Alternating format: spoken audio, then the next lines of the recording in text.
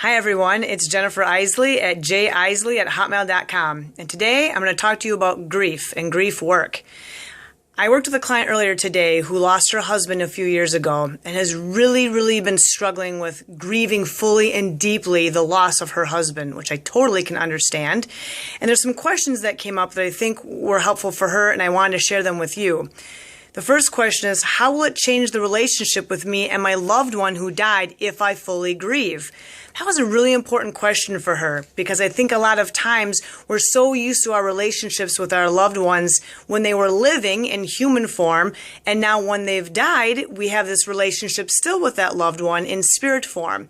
And so I think sometimes we're afraid to fully grieve and feel the depth of the grief because we don't know how that will change our relationship with that person, even in a spirit form now. So that's something to look at and ask yourself if you've lost someone in your life that is near and dear to your heart.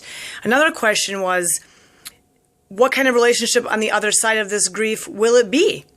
Then that's terrorizing. That is extremely scary. You're used to this relationship, again, this relationship that is still sacred and still intimate and still very private in spirit form with that person, and you might be struggling with, I don't know what our relationship will be if I fully grieve. I feel like it might be disrespectful. It's the only thing I have left with that person.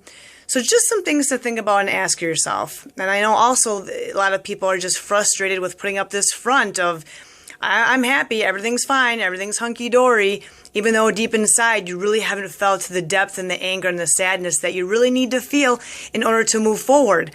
The other question that's important as well is, what if feeling this grief fully, there's something beautiful and wonderful and open on the other side?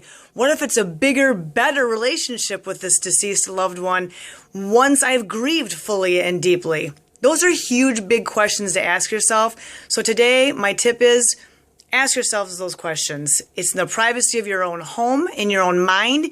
You don't have to talk to someone else if you're not comfortable with that. If you are, that's awesome. They can help lead you to that spot of that deep grief. But I encourage you today to go deep and ask those questions. Thanks a lot and have an awesome day.